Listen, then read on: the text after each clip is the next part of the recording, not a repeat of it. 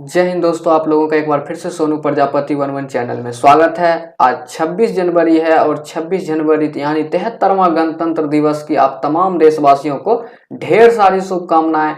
इसी के साथ हम लोग 26 जनवरी के करंट अफेयर्स के अति महत्वपूर्ण प्रश्न को आज देखेंगे, जो कि परीक्षा के दृष्टिकोण से काफी महत्वपूर्ण है। तो चलिए आज का पहला प्रश्न की ओर हम लोग चलते हैं। और आज का पहला प्रश्न है, नेताजी सुभाष चंद्र बोस की 125वीं जयंती कब मनाई गई? तो नेताजी सुभाष चंद्र बोस की 125वीं जयंती 23 जनवरी को मनाई गई और इसका जयंती को पराक्रम दिवस के रूप में मनाते हैं, इसे आप लोग याद रखिएगा। और इनका नारा है, तुम मुझे खून दो मैं तुम्हें आजादी दूंगा। और ये रहे भारत के वीर स्वतंत्रता सेनानी सुभाष चंद्र बोस की तस्वीर आप लोगों के सामने। चलिए आज का दूसरा प्रश्न को अब हम लोग देखते हैं। और आज का दूसरा प्रश्न काफी अच्छा है। प्रश्न है, किस देश के पूर्व प्रधानमंत्री को नेताजी पुरस्कार 2022 से सम्मानित किया गया है? तो जापान के पूर्व प्रधानमंत्री को नेताजी पुरस्कार 2022 से सम्मानित किया गया है। और जापान के अभी वर्तमान प्रधानमंत्री की यदि बात करें तो जापान के वर्तमान प्रधानमंत्री फूमियो किशिदा हैं, इसे आप लोग याद रखिएगा।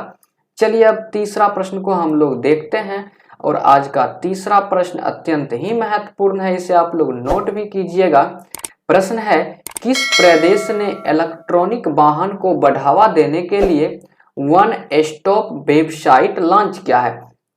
तो वन स्टॉप वेबसाइट यह दिल्ली राज्य सरकार के द्वारा लॉन्च किया गया है और यह इलेक्ट्रॉनिक वाहन को बढ़ावा देने के लिए ऐसा किया गया है। श्रमिक मित्र योजना की बात करें तो श्रमिक मित्र योजना भी दिल्ली सरकार के द्वारा ही शुरू किया गया है श्रमिक मित्रों के लिए। चलिए आज का चौथा प्रश्न को अब हम लोग देखते हैं। और आज का चौथा प्रश्न काफी अच्छा है, इसमें कुल मिलाकर 3 प्रश्न को हमने शामिल किया है। तीनों प्रश्न परीक्षा के दृष्टिकोण से काफी महत्वपूर्ण है। तो चौथा प्रश्न है फ्रेंड, ऑपरेशन खात्मा नामक पुस्तक किसने लिखी है? तो ऑपरेशन खात्मा नामक पुस्तक आरसी गुंज, अश्विन भटनागर इन दोनों के द्वारा लिखा गया है। तो इसका आंसर कुल मिलाकर ऑप्शन सी हो जाएगा, उपर्युक्त दोनों।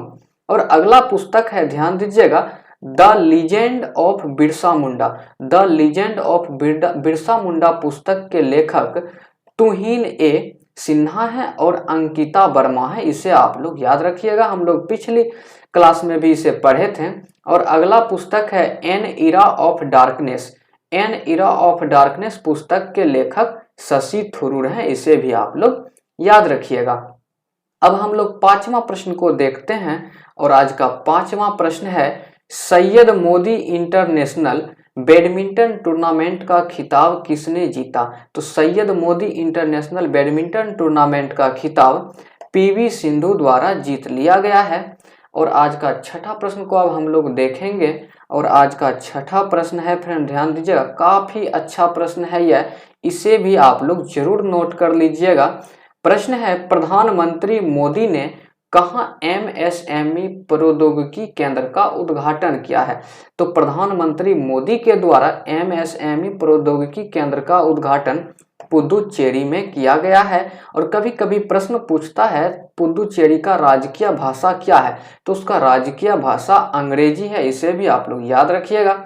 एमएसएमई का फुल फॉर्म होता है माइक्रो स्मॉल मीडियम इंटरप्राइजेज, इसे भी आप लोग याद रखिएगा। चलिए अब 7वां प्रश्न की ओर हम लोग बढ़ते हैं। 7वां प्रश्न है फ्रेंड, काफी अच्छा है। प्रश्न है, किसने climate of India during 2021 report जारी की है? तो climate of India during 2021 report जो है इंडिया मेट्रोलॉजिकल, ध्यान दीजिएगा, इंडिया मेट्रोलॉजिक डिपार्टमेंट के द्वारा किया गया है। और आईएमडी का full form India meteorological department होता है, इसे भी आप लोग याद रखिएगा। तो climate of India during 2021 report IMD India meteorological department के द्वारा यह रिपोर्ट जारी किया गया है। अब 8वां प्रश्न को हम लोग देखेंगे। और आज का 8वां प्रश्न काफी अच्छा है। प्रश्न है, भारत की पहली यूएनडीपी युवा जलवायु चैंपियन कौन बनी है? तो भारत की पहली यूएनडीपी युवा जलवायु चैंपियन जो है प्राजक्ता कोली बने हैं, प्राजक्ता कोली बने हैं। और यूएनडीपी की फुल फॉर्म की यदि बात करें तो यूएनडीपी का full form United Nations development programme होता है। अब हम लोग नवा प्रश्न की ओर बढ़ते हैं और आज का नवा प्रश्न है फ्रेंड, ध्यान दीजिएगा, 1930 के जंगल सत्याग्रह की स्मृति में संग्रहालय कहाँ बनेगा? तो 1930 के जंगल सत्याग्रह की स्मृति में संग्रहालय महाराष्ट्र में बनेंगे। और महाराष्ट्र में एक फेमस झील है लोनार झील। यह प्रश्न में पूछा जाता है कि लोनार झील कहाँ स्थित है, तो महाराष्ट्र में स्थित है। और कभी कभी यह भी प्रश्न में पूछा जाता है कि लोनार झील का निर्माण किस तरह से हुआ था। तो लोनार झील का निर्माण जो है फ्रेंड, यह उल्का पिंड का धरती से टकराने के बाद इसका निर्माण हुआ था। अब हम लोग 10वां प्रश्न की ओर बढ़ते हैं और 10वां प्रश्न काफी अच्छा प्रश्न है फ्रेंड। दोस्तों, यदि दिल में ना हो आग तो क्या खाक मजा है जीने में, बड़े बड़े तूफान भी थम जाते हैं जब आग लगी हो सीने में। तो इसी आग को अपने सीने में जलाए रखिएगा और अंत तक कोशिश करते रहिएगा जब तक आप सफल ना हो जाएं। और इसी के साथ 10वां प्रश्न भी है, किस देश ने अपना पहला समुद्री डोमेन जागरूकता अभियान उपग्रह तारामंडल लॉन्च किया? ध्यान दीजिएगा, किस देश ने अपना पहला समुद्री डोमेन जागरूकता उपग्रह तारामंडल लॉन्च किया है? तो यह तारामंडल दक्षिण अफ्रीका के द्वारा लॉन्च किया गया है। और दक्षिण अफ्रीका के अभी वर्तमान राष्ट्रपति सिरिल रामाफोसा हैं, इसे आप लोग जरूर याद रखिएगा। और आज का 11वां प्रश्न है, ध्यान दीजिएगा, काफी अच्छा प्रश्न है फ्रेंड, इसे नोट कर लीजिएगा। प्रश्न है, किस स्पेस एजेंसी ने 49 स्टारलिंक उपग्रह को लॉन्च किया है? तो 49 स्टारलिंक उपग्रह को स्पेस एक्स स्पेस एजेंसी के द्वारा लॉन्च किया गया है। स्पेस एक्स एजेंसी के फाउंडर की यदि बात करें तो इसके फाउंडर एलन मस्क हैं। स्पेस एक्स कंपनी के नाम कुछ रिकॉर्ड्स भी हैं जो उन्होंने कुछ दिन पहले ही कायम किया है। इनका एक फाल्कन 9 नाम का रॉकेट है। ध्यान दीजिएगा फ्रेंड, स्पेस एक्स कंपनी का एक रॉकेट है जो कि फाल्कन 9 नाम से जाना जाता है। उस रॉकेट के द्वारा इन्होंने कुल मिलाकर 143 उपग्रह को छोड़कर एक साथ वर्ल्ड रिकॉर्ड कायम किया था। इसे आप लोग याद रखिएगा और उस रॉकेट का नाम जरूर याद रखिएगा, फाल्कन 9। नासा स्पेस एजेंसी की बात करें तो यह अमेरिका की स्पेस एजेंसी है। कंसा स्पेस एजेंसी की बात करें तो यह चाइना की स्पेस एजेंसी है। और इसरो स्पेस एजेंसी की बात करें तो यह इंडिया की स्पेस एजेंसी है। और इसरो की स्थापना 15 अगस्त 1969 को किया गया था। और नासा का भी स्थापना 1969 में ही हुआ है, इसे आप लोग याद रखिएगा।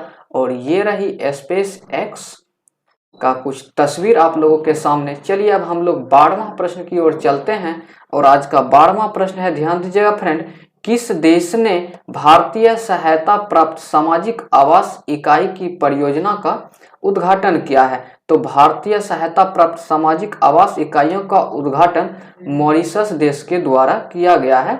मॉरिशस देश के द्वारा किया गया है। चलिए अब हम लोग 13वां प्रश्न को देखते हैं और आज का 13वां प्रश्न है फ्रेंड, ध्यान दीजिएगा, रिपोर्ट के अनुसार दुनिया के सबसे लोकप्रिय नेता कौन बने हैं? तो रिपोर्ट के अनुसार दुनिया के सबसे लोकप्रिय नेता नरेंद्र मोदी बने हैं फ्रेंड। और जो बाइडेन अभी वर्तमान में अमेरिका के राष्ट्रपति हैं। और शी जिनपिंग चीन के फ्रेंड वहां का राष्ट्रपति है यह। और पुतिन की बात करें तो पुतिन जो है यह रूस का राष्ट्रपति है वर्तमान में, इसे आप लोग याद रखिएगा। चलिए आज का 14वां प्रश्न को हम लोग देखते हैं और आज का 14वां प्रश्न है, असम वैभव सम्मान किसे दिया गया है? तो असम वैभव सम्मान जो है यह रतन टाटा को दिया गया है। असम वैभव सम्मान रतन टाटा को दिया गया है, इसे आप लोग याद रखिएगा। और आज का 15वां और आखिरी प्रश्न है फ्रेंड, ध्यान दीजिएगा, काफी अच्छा प्रश्न है, बीएसएफ ने कहां ऑपरेशन सर्द हवा शुरू किया है? तो बीएसएफ जो है ऑपरेशन सर्द हवा राजस्थान में शुरू किया है। बीएसएफ का full form border security force होता है।